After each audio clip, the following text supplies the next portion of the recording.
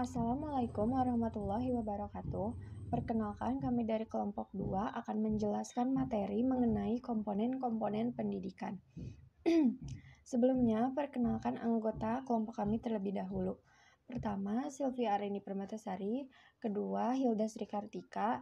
Ketiga, Anissa Nurul Azmi. Pada materi ini, kami membaginya ke dalam 10 subtema. Yang pertama, mengenai tujuan pendidikan. Yang kedua, mengenai peserta didik. Dan yang ketiga, mengenai pendidikan. Yang keempat, mengenai orang dewasa. Yang kelima, mengenai orang tua. Yang keenam, mengenai guru atau pendidik di sekolah. Yang ketujuh, mengenai pemimpin masyarakat dan pemimpin keagamaan. Yang kedelapan, mengenai interaksi edukatif antara pendidik dan peserta didik. Yang kesembilan, mengenai isi pendidikan. Yang kesepuluh, mengenai penerapan komponen-komponen pendidikan. Assalamualaikum warahmatullahi wabarakatuh. Perkenalkan, nama saya Sylvia Arini Permatasari. NPM saya 192122039. Saya akan menjelaskan mengenai subtema 1, yaitu mengenai tujuan pendidikan. Namun, ada baiknya sebelum kita memasuki subtema, kita mengetahui dulu mengenai tema atau topik dari materi kali ini, yaitu mengenai komponen-komponen pendidikan. Lalu, apa sih yang dimaksud dengan komponen-komponen pendidikan? Komponen-komponen pendidikan merupakan bagian-bagian dari sistem pendidikan yang menentukan berhasil atau tidaknya suatu pendidikan tersebut diselenggarakan. Nah, lalu kenapa sih komponen-komponen pendidikan itu dapat dikatakan sebagai tolak ukur suatu pendidikan itu berhasil atau tidak? Karena jika komponen-komponen pendidikannya itu sudah terpenuhi semua, sudah terstruktur semua, lalu sistem pendidikannya juga sudah baik, sudah terstruktur, dan yang paling utama sudah dilaksanakan dengan baik, maka kemungkinan besar tujuan dari pendidikannya itu dapat tercapai seperti itu. Nah, sekarang kita masuk ke dalam komponen yang pertama, yaitu mengenai tujuan pendidikan. Lalu apa sih sebenarnya tujuan dari pendidikan itu?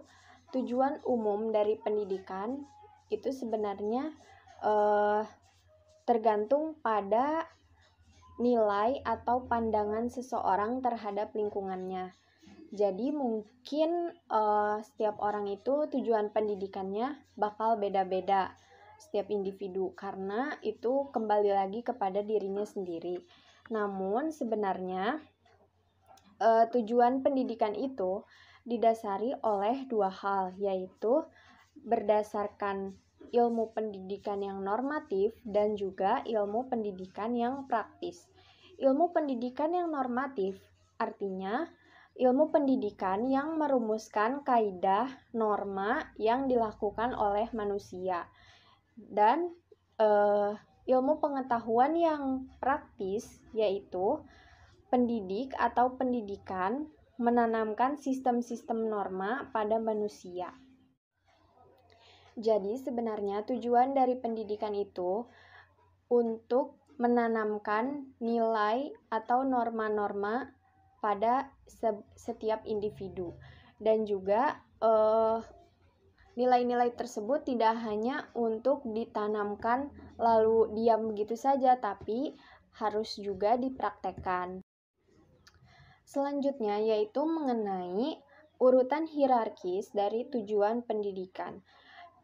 Tujuan pendidikan yang pertama yaitu dimulai dari tujuan nasional, lalu yang kedua tujuan pembangunan nasional, yang ketiga tujuan institusional, yang keempat tujuan kurikuler, dan yang kelima tujuan instruksional. Assalamualaikum warahmatullahi wabarakatuh. Nama saya Anissa Nurul Azmi, NPM 19212271. Di sini saya akan menjelaskan poin selanjutnya dari macam-macam komponen pendidikan, yaitu yang kedua, peserta didik. Peserta didik adalah komponen utama dalam sistem pendidikan nasional. Pendidikan tidak akan berjalan tanpa adanya peserta didik. Siapa yang akan diajar? Peserta didik menjadi masukan mentah atau masukan kasar pendidikan. Persoalan yang berhubungan dengan peserta didik terkait dengan sifat atau sikap anak didik dikemukakan oleh Langeveldt. Anak bukanlah orang dewasa dalam bentuk kecil. Oleh sebab itu, anak memiliki sifat kodrat kekanak-kanakan yang berbeda dengan sifat hakikat kedewasaan. Anak memiliki sikap menggantungkan diri, membutuhkan pertolongan dan bimbingan baik secara jasmani maupun rohani. Sifat hakikat manusia dalam pendidikan, ia mengemukakan anak didik harus diakui sebagai makhluk individualitas, sosialitas, dan moralitas. Manusia sebagai makhluk yang harus dididik dan mendidik. Nama saya Hilda Sri Kartika, NPM 1921222061. Komponen yang ketiga adalah pendidik. Pendidik adalah orang yang bertanggung jawab terhadap pelaksanaan pendidikan dengan sasaran peserta didik. Dalam Undang-Undang Nomor 20 Tahun 2003 tentang Sistem Pendidikan Nasional pada bab 11 pasal 39 tentang pendidik dan tenaga kependidikan dinyatakan bahwa pendidik merupakan tenaga profesional yang bertugas merencanakan dan melaksanakan proses pembelajaran, menilai hasil pembelajaran, melakukan pembimbingan dan pelatihan, serta melakukan penelitian dan pengabdian kepada masyarakat, terutama bagi pendidik di perguruan tinggi. Beberapa individu yang tergolong pada pendidik, yaitu yang pertama ada orang tua. Orang tua sebagai pendidik dalam lingkungan keluarga. Dan yang kedua ada guru. Guru sebagai pendidik dalam lembaga sekolah. Dan yang ketiga ada pimpinan masyarakat, baik formal maupun informal, sebagai pendidik di lingkungan masyarakat itu sendiri. Komponen yang keempat yaitu mengenai orang dewasa. Mengapa orang dewasa masuk ke dalam komponen-komponen pendidikan? Karena orang dewasa juga memiliki hak untuk mewujudkan tujuan pendidikan. Sebagai orang dewasa, kita juga dapat mencontohkan norma-norma atau nilai-nilai yang baik terhadap peserta didik pada lingkungan masyarakat. Karena peserta didik tidak selamanya selalu berada di lingkungan sekolah maupun di lingkungan keluarga. Komponen yang kelima adalah orang tua. Pendidikan pertama anak adalah rumah, sedangkan pendidik pertama adalah orang tua. Secara umum dapat dikatakan bahwa semua orang tua adalah pendidik. Namun tidak semua orang tua mampu melaksanakan pendidikan dengan baik, sehingga kemampuan untuk menjadi orang tua sama sekali tidak sejajar dengan kemampuan untuk mendidik. Peran orang tua sebagai pendidik dalam keluarga tidak hanya berfokus pada pendampingan pendidikan saja, melainkan penanaman pendidikan moral seperti mengajarkan anak tentang sopan santun, etika kepada orang yang lebih tua, juga sebagai pendidik dalam pendidikan karakter. Seperti peranan ayah tidak hanya dalam bidang akademik saja, tetapi sebagai pendidik dalam nilai sosial dan nilai agama. Sedangkan peranan ibu dalam mendidik anak-anaknya adalah sebagai sumber dan pemberi rasa kasih sayang, pengasuh dan pemelihara, tempat mencurahkan isi hati, pengatur kehidupan dalam rumah tangga, pembimbingan hubungan pribadi, dan pendidikan dalam segi emosional. Sebagai orang tua, sangatlah penting untuk menjadi pendidik yang baik dalam lingkungan keluarga, karena orang tua adalah komponen utama dalam pendidikan anak. Yang keenam, guru atau pendidik di sekolah. Guru juga menjadi komponen utama dalam sistem pendidikan nasional. Bahkan, pendidikan yang baik memerlukan guru yang baik. Tanpa guru, siapa yang akan mengajar? Guru merupakan instrumental input dalam pendidikan. Karena itu, kedudukan guru sebagai pendidik dituntut memenuhi persyaratan-persyaratan, baik persyaratan pribadi maupun persyaratan jabatan. Komponen yang selanjutnya yaitu komponen yang ketujuh mengenai pemimpin masyarakat dan pemimpin keagamaan. Pada umumnya, seorang pemimpin memiliki kekuatan yang lebih dibanding orang-orang di sekitarnya.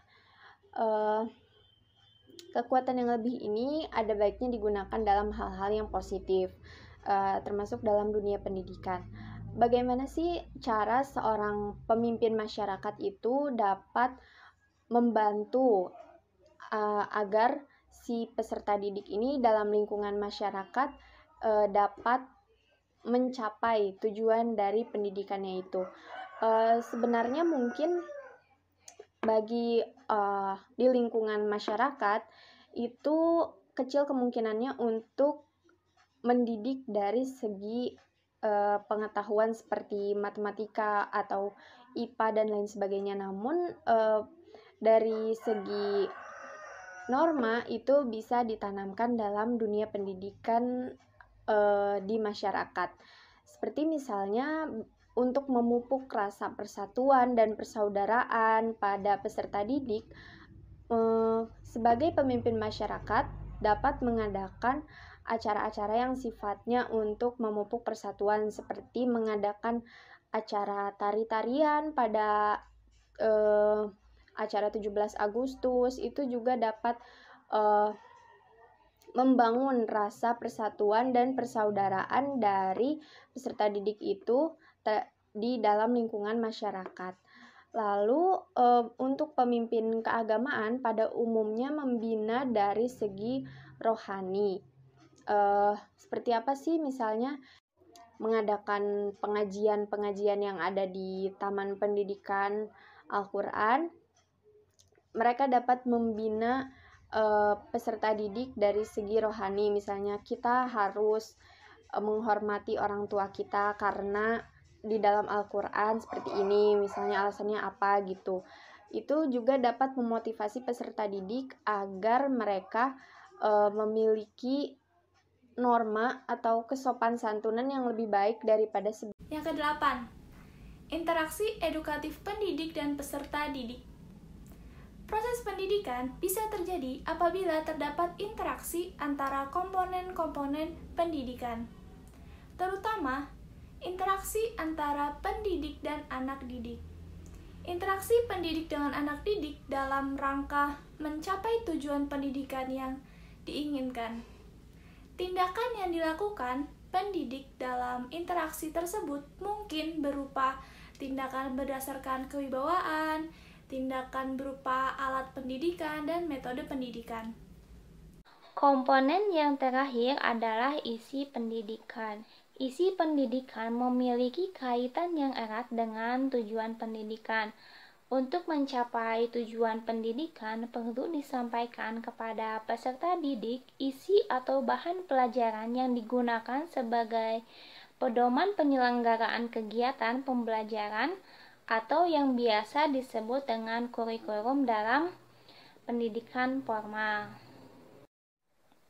Macam-macam isi pendidikan tersebut terdiri dari: yang pertama ada pendidikan agama. Pendidikan agama merupakan pendidikan dasar, menengah, dan tinggi yang mempersiapkan peserta didik agar dapat menjalankan peranan yang menuntut penguasaan pengetahuan tentang ajaran agama atau yang menjadi ahli dalam bidang ilmu agama. Yang kedua ada pendidikan moral. Pendidikan moral merupakan proses pembelajaran yang dengan pendidikan moral itu sendiri, peserta didik mampu memahami diri mereka sendiri dan dunia yang ada di sekitarnya. Yang ketiga ada pendidikan estetika. Menurut Cyril, sebagaimana yang dikutip oleh Sunarto, pendidikan estetika adalah metode-metode atau sarana-sarana yang mengambil manajemen pendidikan untuk menumbuhkan rasa indah yang dimiliki anak melalui kerja seni. Yang keempat ada pendidikan sosial. Pendidikan sosial merupakan suatu proses yang diusahakan dengan sengaja di dalam masyarakat untuk mendidik atau membina individu dalam lingkungan sosial, sehingga dapat bertanggung jawab menjadi pendorong ke arah perubahan dan kemajuan. Yang kelima ada pendidikan intelektual. Pendidikan intelektual merupakan kemampuan seseorang untuk melakukan abstraksi serta berpikir logis dan cepat, sehingga dapat bergerak dan menyesuaikan diri terhadap situasi yang dia hadapi. Yang keenam ada pendidikan keterampilan. Pendidikan keterampilan merupakan bimbingan yang diberikan kepada anak agar memiliki kemampuan dalam hal membuat atau menciptakan sesuatu, untuk melakukan kegiatan atau hal yang baik dan cermat terhadap sumber daya yang ada di lingkungan sekitarnya, atau menjadikan barang-barang kerajinan menjadi lebih bermanfaat untuk memenuhi kebutuhannya. Yang ketujuh ada pendidikan jasmani, merupakan salah satu mata pelajaran yang diberikan di suatu jenjang sekolah tertentu, yang merupakan salah satu bagian dari pendidikan keseluruhan yang mengutamakan aktivitas jasmani, mental, sosial, dan emosional yang seimbang. Materi selanjutnya yaitu penerapan komponen pendidikan. Berbagai macam komponen-komponen pendidikan dapat diterapkan secara langsung dalam dunia pendidikan, di mana penerapan tersebut dapat diterapkan dengan alat pendidikan yang nantinya digunakan untuk menerapkannya. Yang pertama ada pembiasaan. Pembiasaan di sini yaitu menanamkan kebiasaan pada peserta didik agar dapat membentuk watak baik bagi mereka. Agar hasilnya menjadi optimal dalam melakukan pembiasaan ini, maka harus diperhatikan beberapa hal berikut ini. Yang pertama yaitu, mulailah pembiasaan ini sebelum terlambat atau sebelum anak itu memiliki kebiasaan lain yang berlawanan dengan hal-hal yang akan dibiasakan nantinya. Yang kedua ada pembiasaan itu hendaknya berulang-ulang atau terus-menerus, dijalankan secara teratur hingga akhirnya menjadi suatu kebiasaan yang otomatis. Hal inilah yang dibutuhkan adanya pengawasan. Yang ketiga ada pendidikan hendaknya konsekuen, bersikap tegas dan tetap teguh terhadap pendirian yang telah diambil. Jangan memberikan kesempatan kepada peserta didik untuk melanggar pembiasaan yang telah ditetapkan. Penerapan komponen pendidikan yang kedua yaitu pengawasan. Pengawasan diperlukan agar mengetahui bagaimana perkembangan peserta didik setelah dilakukan pembinaan atau pembiasaan. Namun, seiring berjalannya waktu, seiring berjalannya usia, pengawasan ini juga dapat dikurangi untuk melatih sikap bertanggung jawab peserta didik akan apa yang telah ia perbuat. Baik, saya akan menjelaskan penerapan komponen pendidikan. Yang ketiga, yaitu perintah. Perintah pada prinsipnya bukan hanya apa yang keluar dari mulut seseorang dan harus dikerjakan oleh orang lain, tetapi juga berupa peraturan-peraturan umum yang harus ditaati oleh peserta didik.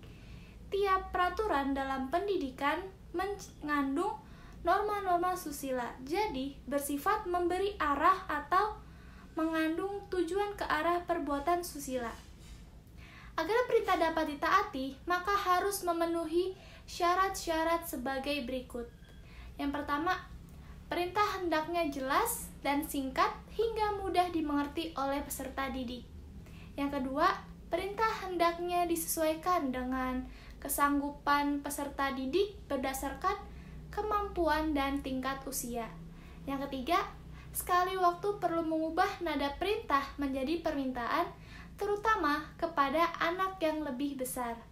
Yang keempat, perintah yang bersifat mengajak umumnya itu lebih ditaati dan dilaksanakan dengan gembira atau senang hati oleh peserta didik. Yang keempat adalah larangan. Larangan biasanya dikeluarkan bila peserta didik melakukan sesuatu yang tidak baik hingga dapat merugikan dan membahayakan dirinya sendiri. Penerapan komponen pendidikan yang kelima yaitu ganjaran. Ganjaran adalah bentuk penghargaan terhadap peserta didik atas apa yang telah ia lakukan. Seperti contohnya kita dapat menghargainya melalui ekspresi, melalui gerakan kita sebagai respon terhadap apa yang telah peserta didik tersebut lakukan. Ganjaran itu bukan berarti kita memberikan upah kepada peserta didik, namun lebih kepada apresiasi dalam bentuk perbuatan, seperti misalnya ya itu tadi mengekspresikan bahwa kita bangga akan perilaku mereka yang misalnya tadinya buruk berubah menjadi lebih baik. Dan yang keenam atau yang terakhir yaitu hukuman. Hukuman adalah penderitaan yang diberikan atau ditimbulkan dengan sengaja oleh seseorang, baik itu orang tua, pendidik, ataupun yang lainnya gitu, setelah terjadi suatu pelanggaran, kejahatan, atau kesalahan. Dengan singkat, dapat dikatakan bahwa hukuman harus ada hubungannya dengan kesalahan. Hubungan harus disesuaikan dengan kepribadian anak itu dan harus diberikan dengan adil. Pendidik juga harus sanggup memberikan maaf setelah hukuman dijalankan. Sehingga dapat disimpulkan, komponen pendidikan merupakan suatu bagian-bagian di dalam sistem pendidikan yang saling berhubungan erat satu sama lainnya, di mana komponen-komponen tersebutlah yang akan menentukan ada atau tidaknya atau berhasil atau tidaknya suatu proses pendidikan. Untuk memaksimalkan komponen-komponen pendidikan yang ada, maka diperlukan adanya penerapan dalam proses kegiatan belajar mengajar. Hal tersebut dimaksudkan agar tujuan pendidikan dapat tercapai. Baik, sekian presentasi dari kelompok kami. Kurang lebihnya mohon maaf. Terima kasih. Wassalamualaikum warahmatullahi wabarakatuh.